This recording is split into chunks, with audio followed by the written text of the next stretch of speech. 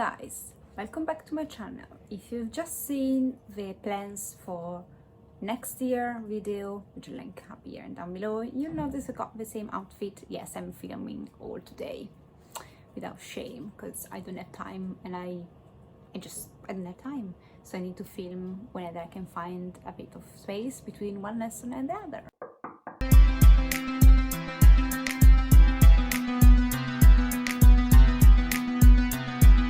So as the title suggests, this is a non-fiction TBR. I've said that next year I have TBR's challenge that every month I'm gonna do. So I've got different TBR's challenges, and every month I'll choose a book from that challenge and wrap it up at the end. I don't know if it makes sense.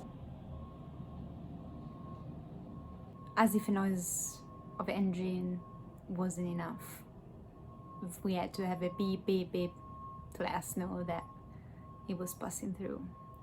Anyway,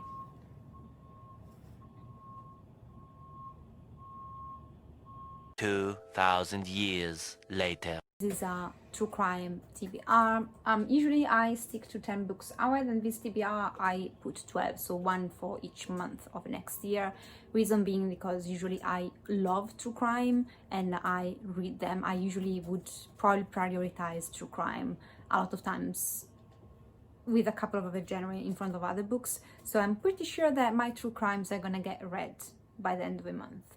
That's how confident I am. I will choose which book to read every month in my probably TBRs. I'm just not gonna go in any order of the month where I'm gonna read these. These are just all the books I'm gonna read in a year's time. And let's start with, well, kind of a classic in true crime, which is gonna be probably Jacqueline Ripper by Philip Soggen. I've got a couple of books on Jacqueline Ripper. However, the second one I've got is currently unread. Let me specify that. Is an encyclopedia, which is still written as a book, but I prefer to just read this, which is a complete history of Jack the Ripper. And that month, whatever month it's gonna be that I pick this up, for my non-fiction, I will read these. So basically next year I'm gonna read one true crime, one non-fiction every month. And just for this month, I'll link this book with The Five by Helly Rubenhold. I know this is not technically part of the true crime, but at the same time this is true crime, but I consider this non-fiction. Anyway, let's just go with it. The Five is actually this woman who researched the lives of 5 women that lost their life to Jack the Ripper. And I think the argument she's making, at least from the synopsis, is that a lot of attention has been given to this unnamed killer, Jack the Ripper, but basically he's become so famous that people have forgotten about the women he actually murdered brutally.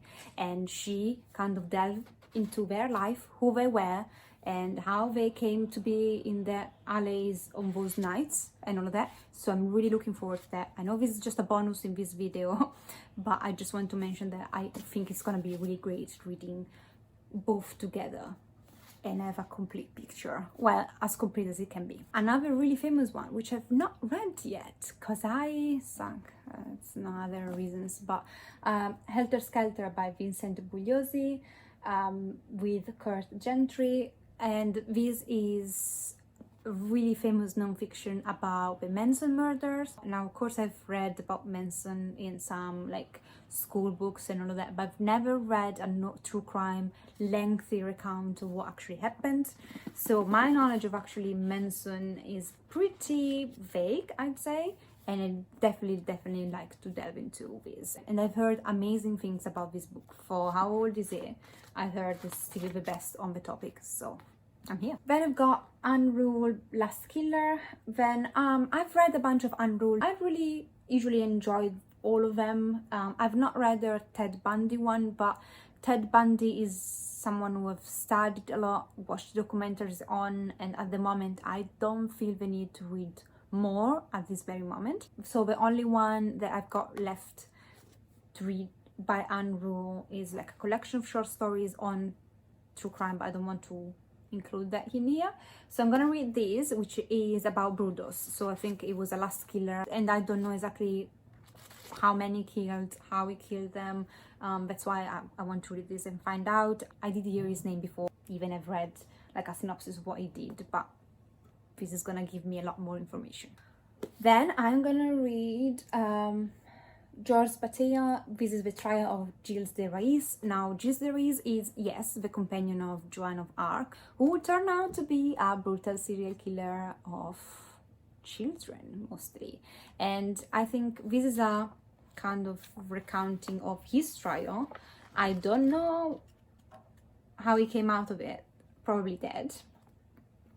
I don't know, but I think probably this is gonna be one of the most thick and difficult to get through, because it's not really, it's basically told like, you know, it's a recount of his actual trial with, you know, testimonies and all that. It's not gonna be an easy read, but still I think I need to read one of the, you know, books about a trial of one of the most famous serial killers, one of the most prolific serial killers probably of the times that we know of. Not the most, but it was near there.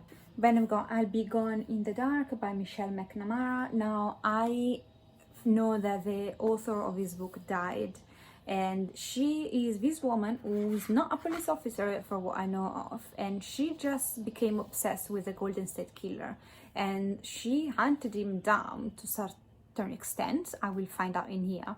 And she basically, and I think she knew who he was before the police actually caught him. So that's fascinating, and that's a recounting of her journey and her obsession, and I am really definitely looking forward to this. Then I got The Devil Knot by Mara Leverett. Now, this is the cover of a movie which I actually already watched. So I watched the movie. I'd kind of forgotten about it. I liked the movie, but it's been years. And then I watched on Netflix Gospel something, I don't remember. I watched this, and basically it's a really weird animation on Netflix where there is a podcast where the author slash actor slash person who voices the main character in this animation is interviewing people. And in one of those episodes in the podcast, he was actually interviewing the guy, one of the guys that was accused of this murder and went to prison because of it, and then turned out that there was a miscarriage of justice and it was released. And he shares a bit about his experience in that episode in the podcast.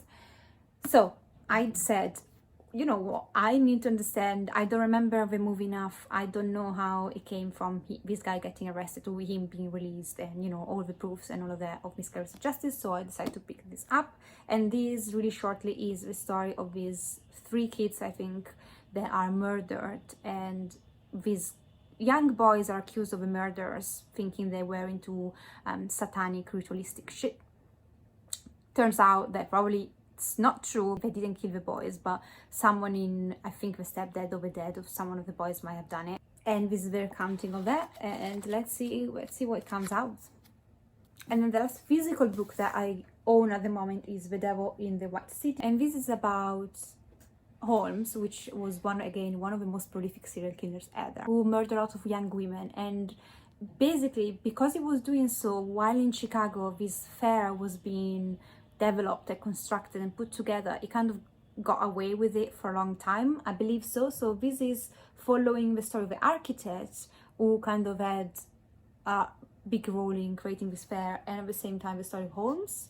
I don't know, I've heard amazing things about this. See what comes out of it. I've heard people that had stopped researching serial killers after they encountered the Holmes because they were so shocked that they had to take a break. So let's see if after this I will have to take a break as well.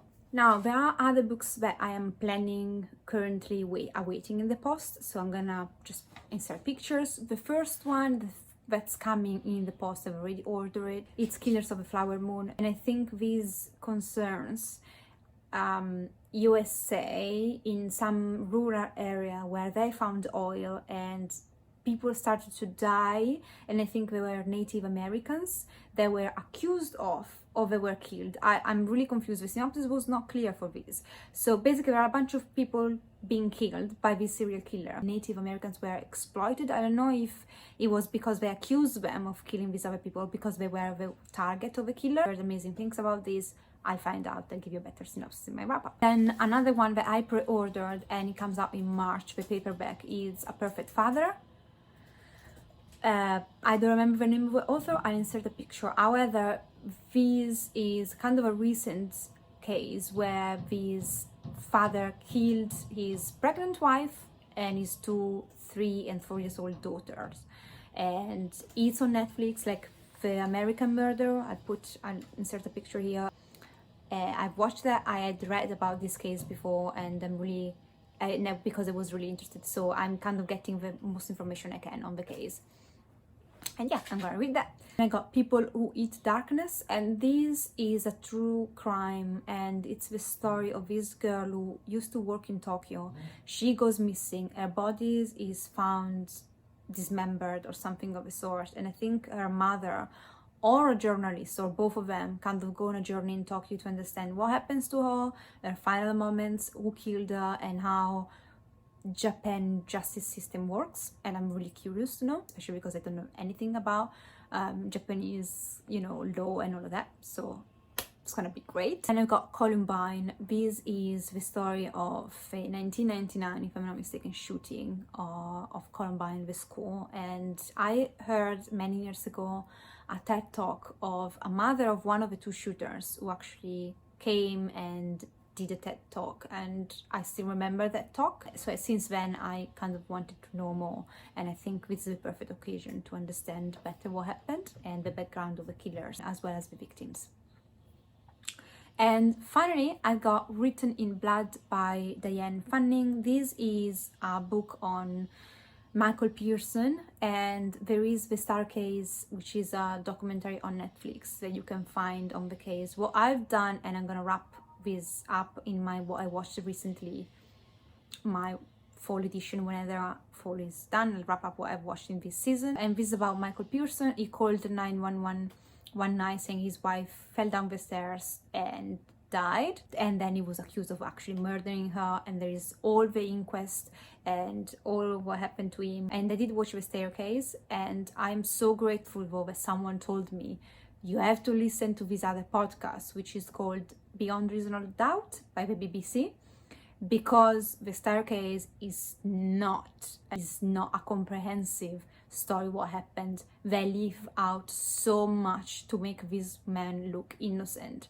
And if you read the podcast, and hopefully if I read this book, I'll have a better picture of the story and of what actually went on. Because again, Michael Pearson actually had a relationship with the editor of The Staircase on Netflix, which make it absolutely biased. So The Staircase, for how much I'm grateful to have watched that, I am also 100% so much more grateful that then I had the chance to actually go and listen to a podcast and knew about other books with a more comprehensive history of what happened that day. Because otherwise I'd probably think, he might have not done it. And I would have probably been very, very wrong in thinking so. I wrapped that up in what I watched recently, because I'm pissed with that documentary, let me tell you that. Thank you for watching. If you have any recommendation, leave them down below, because I'm always looking forward to more non-fiction, or true crime in this case. I'll see you next time. Take care. Ciao.